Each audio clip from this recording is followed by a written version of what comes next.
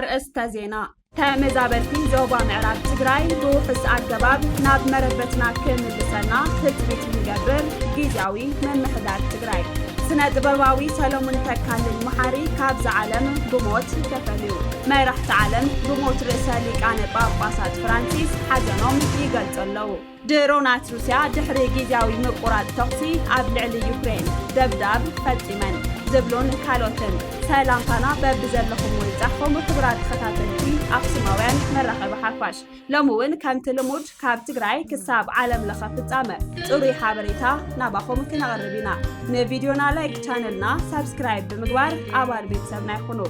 ኣክሱማውያን መራኸቢ ሓፋሽ ንቕሓት ነቕድም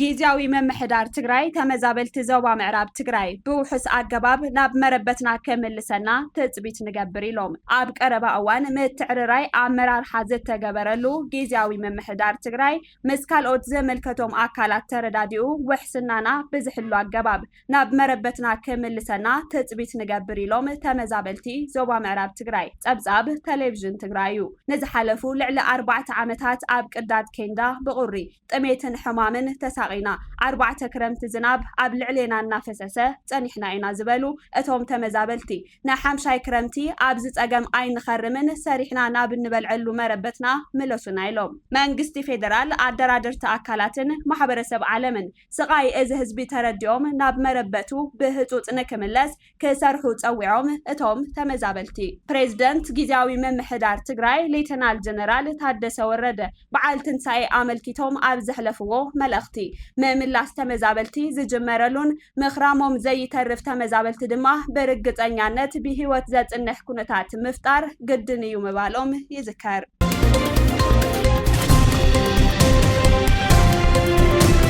ስነ ጥበባዊ ሰሎሞን ተካልኝ መሓሪ ካብዚ ዓለም ብሞት ተፈልዩ ሓቂ ካብ ምምስካር ንላዕሊ ዘኸብር እንታይ ኣሎ ኢሉ ይሓትት ኣነ ድማ ይብል ኣብ ጎኒ ተሓቂ ዝሓዘ ህዝቢ ኣለኹ በዓል ውዕለተ ሃገር ንዝኾነ ጅግና ህዝቢ ትግራይ ድምፂ ኮንካ ካብ ምግልጋል ንላዕሊ እንታይ ዘኽሩዕ ነገር ከ ኣሎ ንሓቂ ምምስካር ከመይ ክብሪ ይመስለኩም ይብል ስነ ጥበባዊ ሰሎሞን ተካልኝ መሓሪ ሓደ እዋን ኣብ ሰሜን ኣሜሪካ ኣብ ዝተዳለወ መድረኽ ኣነ ንሓቂ ብምምስካረይ ኩርዓት እዩ ዝስማዓኒ ህዝቢ ትግራይ ኢሉ እውን ተጋደልቲ ትግራይ ምእንቲ ሃገር ክብሉ ዕድመ ንእስነቶም ኣካሎም ዝገበሩ ደሞም ዘፍዘሱ ተጋደልቲ በታ ሃገር እንትሓስሩ ክብሮም ክቕንጠጥ ብመንነቶም ክህደኑ እናራኹ ሱቕ ክብል ሕልናይ ኣየፍቅደለይን ኣብ ጎንቲ ጅግና ዘፍሪ ማህፀን ዝተዓደለት ክብሪ ዝግብኣ ኣዶ ትግራይ ዝስለፍ ኢሉ ነይሩ ብዛዕባ ትግራይ ሓቂ ምምስካር ኩርዓት እዩ ዝብል እምነት ዝነበሮ ኣርቲስት ሰሎሞን ተካልኝ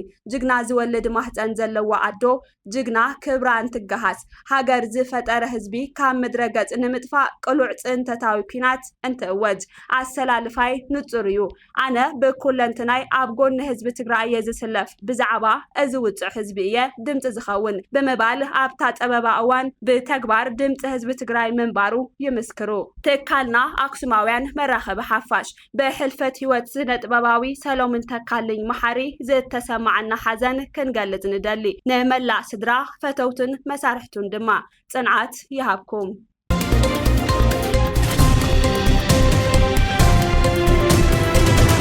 መራሕቲ ዓለም ብሞት ርእሰ ሊቃነ ጳጳሳት ፍራንሲስ ሓዘኖም ይገልጹ ኣለዉ ፕሬዝደንት ፈረንሳይ ኤማኑኤል ማክሮን ብሞት ርእሰ ሊቃነ ጳጳሳት ፍራንሲስ ዝተሰምዖ ሓዘን ገሊጹ ብተመሳሳሊ ፕሬዝደንት ኬንያ ዊልያም ሩቶ ቀዳማይ ሚኒስተር ሂንዲ ናሬንድ ሞዲ ፕሬዝደንት ኮሚሽን ሕብረት ኣውሮፓ ኡርሱላ ቬንደር ሌይን ቀዳማይ ሚኒስተር ኣየርላንድ ሊዮ ቫርድከር ብሞት ርእሰ ሊቃነ ጳጳሳት ፖፕ ፍራንሲስ ሓላፊ ሮማዊት ካቶሊካዊት ቤተ ክርስቲያን ሓዘኖም ገሊጾም ኣለዉ ርእሰ ሊቃነ ጳጳሳት ፖፕ ፍራንሲስ ሓላፊ ሮማዊት ካቶሊካዊት ቤተ ክርስቲያን ኣብ መበል 88 ዓመቶም ሎሚ ዓሪፎም ክብል ቫቲካን ኣፍሊጡ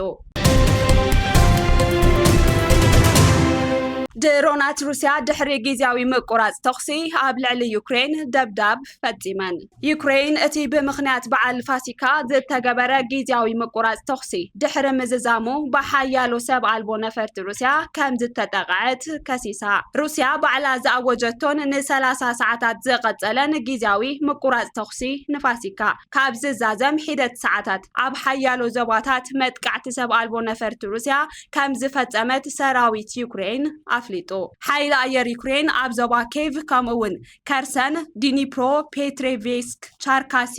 ማይኮላይቭ ዛፕሪዚዝያን ናይ እዋን ኩናት መጠንቀቕታ ኣስሚዑ ከንቲባ ናይታ ደቡባዊት ከተማ ማይኮላይቭ ኣሌክሳንደር ሴንኪቪች ፍንጀራታት ተሰሚዑ ኢሉ ብዛዕባ ዝወረደ ጉድኣት ግን ዛጊድ ንጹር ኣይኮነን ሰራዊት ሩስያ ብዛዕባ እቲ ዝተገለጸ መጥቃዕቲ ዝኾነ ይኹን ርእይቶ ኣይሃበን እቲ ብፕሬዝደንት ቭላድሚር ፑቲን ዝተኣወጀ ጊዜያዊ ምቁራጽ ተጻብኦ ሰንበት ብኣቆጻጽራ መስኮ ፍርቂ ለይቲ ከም ዘብቅዕ ተሓቢሩ ክልቲኦም ወገናት ነቲ ጊዜያዊ ተኽሲ ደው ምባል ብምትሓስ ነንሕድሕዶም ይካሰሱለው ሶኒ ኣብ ሰዓታት ንግሆ ንርእሰ ከተማ ኬቭ ሓዊሱ ኣብ ብዙሓት ከተማታት ዩክሬን ዘለው ነበርቲ ብሰንኪ ስግኣት መጥቃዕቲ ድሮናት ሩስያ ብቕልጡፍ ናብ ኣብ ጥቕኦም ዝርከቡ መዕቆብታት ክኸዱ ካብ ሰበስልጣን እቲ ከባቢ መጠንቀቕታታት ተዋሂብዎም ቢቢሲ ነቲ ብኬቭን ሞስኮን ዝቐርብ ዘሎ ክስታት ብናፃ ኣካል ኣይረጋገጾን እቲ ኩናት ንከብቅዕ ድፍኢት ክገብር ዝጸንሐ ፕሬዝደንት ዶናልድ ትራምፕ ብሰንበት ኣጋምሸት ሩስያን ዩክሬንን ኣብ ዝሰሙን ስምምዕ ክገብራ ተስፋ ንገብር ክብል ገሊጹ ነይሩ ተወሳኺ ዝርዝር ሓበሬታ ግን ኣይሃበን ሩስያ ብ24 ለካቲት 2022 ኣብ ልዕሊ ዩክሬን ሙሉእ ወራር ብምፍጻም ኣብዚ እዋን ኣስታት 20 ሚታዊት መሬት ዩክሬን ተቆጻጺራ ትርከብ እዚ ከዓ ነቲ ኣብ 2014 ሞስኮ ናብ ግዝኣታ ዝሓወሰቶ ደቡባዊ ሓውሲ ደሴት ክሪምያ የጠቓልል ካብቲ ኣብ 2022 ዝተወልዐ ኩናት ጀሚሩ መብዛሕትኦም ወተሃደራት ዝርከብዎም ኣማኢታ ሽሓት ሰባት ካብ ክልቲኡ ወገን ከም ዝተቐትሉ ወይ ከም ዝቆሰሉ ይግመት ሞስኮ ነቲ ኣሜሪካን ዩክሬንን ዝተስማዕማዓሉ ሙሉእን ቅድመ ኩነትን ዘይብሉ ምቁራጽ ተኽሲ ከም ግብረ መልሲ ነዊሕ ዝርዝራት ዝሓዘ ቅድመ ኩነት ኣብ ዝሓለፈ ወርሒ ከም ዘቕረበት ይዝከር